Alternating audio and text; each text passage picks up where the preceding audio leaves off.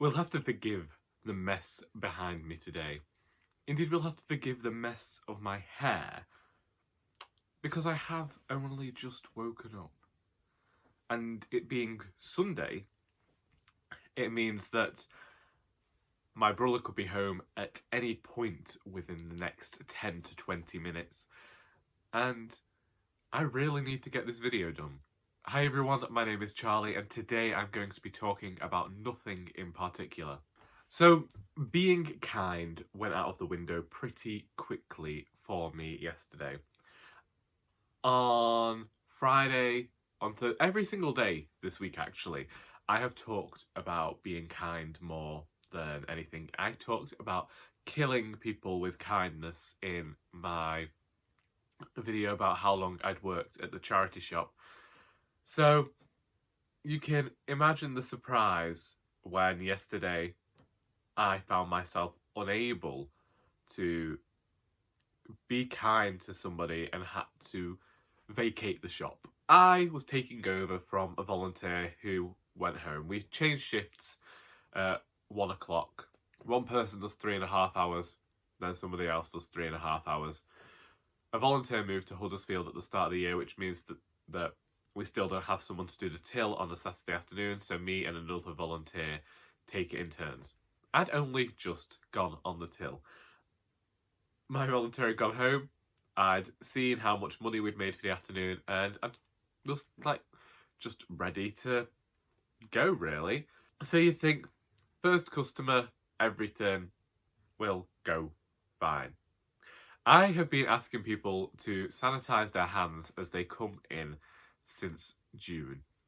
It does not matter whether you sanitised your hands in another shop before you came into my shop.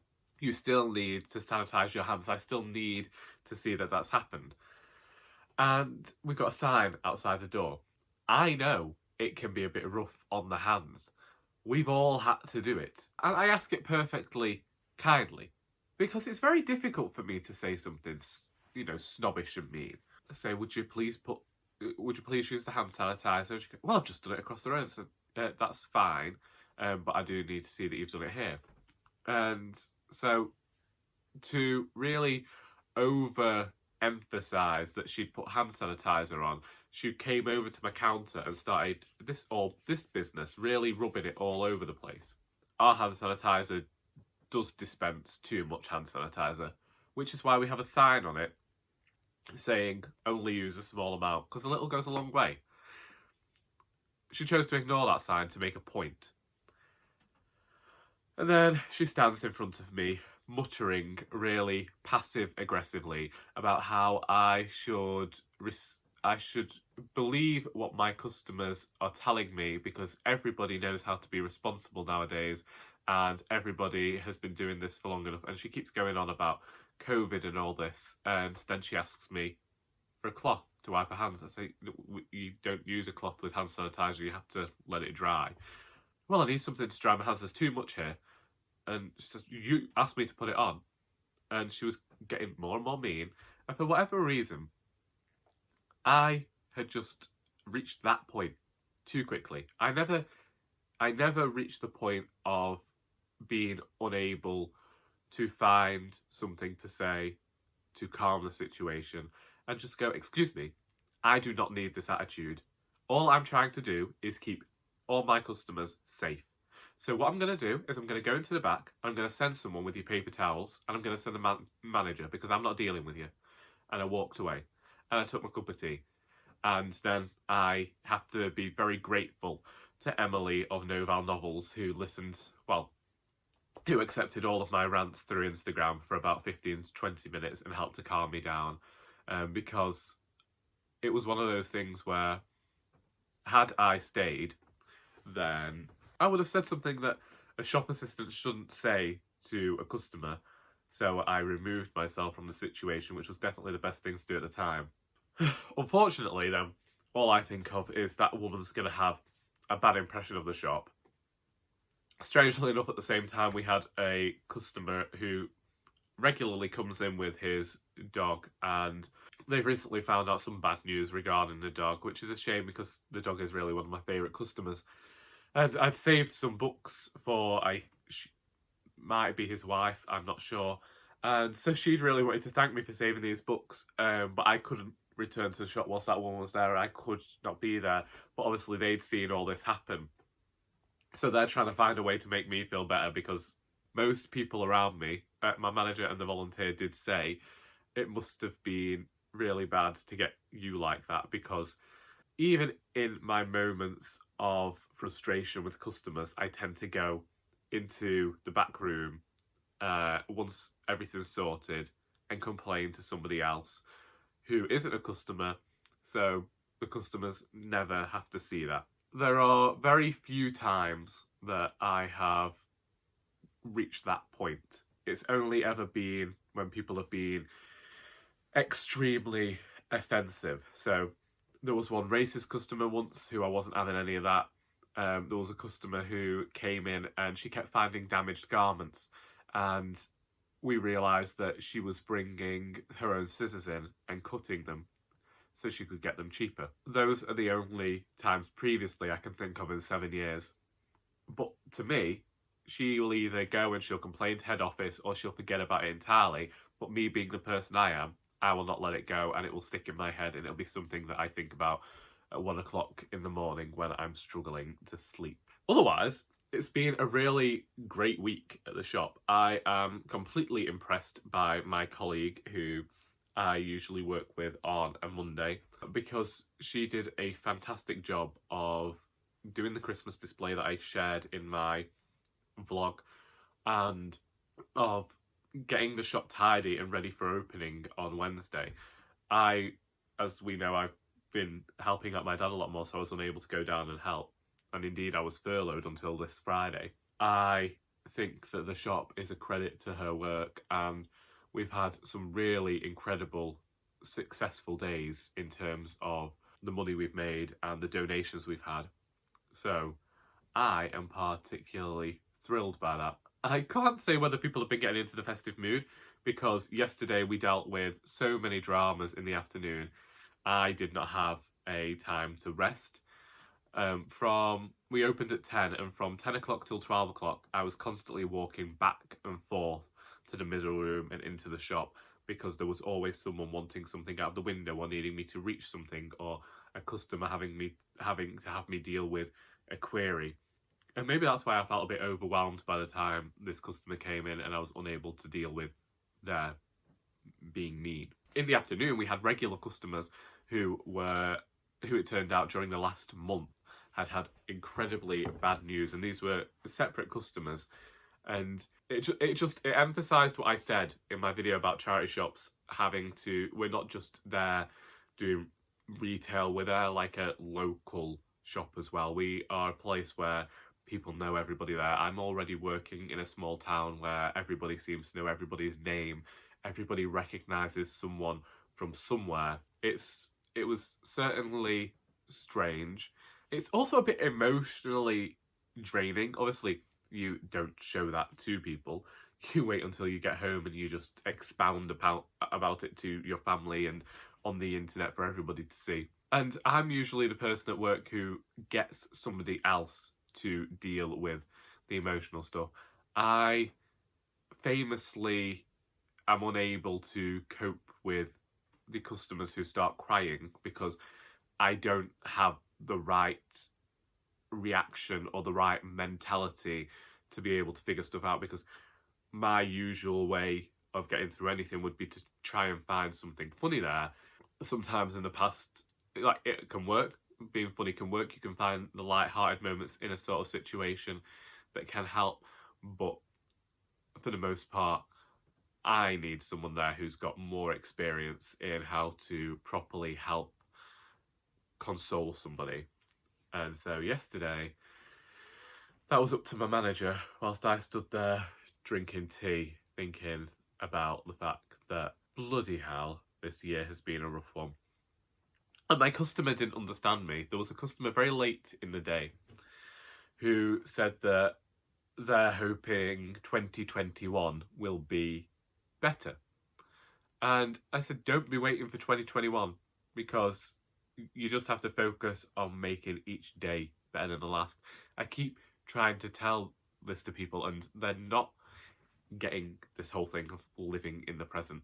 But I don't want to keep mentioning it, but if you want things to improve them on the day. If you know what makes you happy, do something on the day that will make you happy. Don't think, I need to wait till 2021 and then I can do all the things that are going to make me happy. It doesn't make sense to me. So that was just work.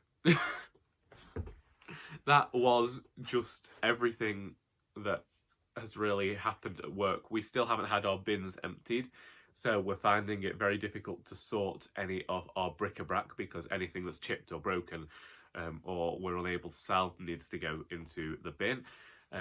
Which then, when we're not able to get through the donations, that means we can't get through the stuff that we're saving in our container. And due to a reduced amount of volunteers this week, we've just been unable to get through all the bags to sort. So I can guarantee that in the usual hour I'm there before the shop opens, before I'm supposed to be there, I will be trying to rush through some donations because flaming heck, it's been tough. And I was only in work for 2 days.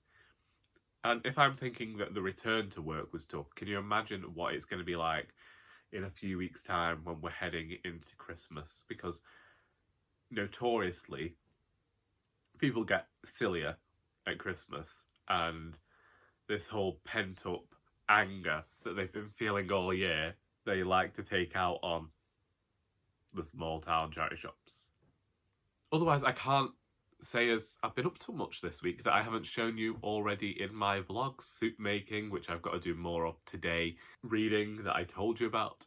This week, I think that I am going to try... oh, God, my nose. This is the problem for me, waking up and then recording the video straight away. You get to see the hair, for one thing, which I'm still not happy about sharing on camera.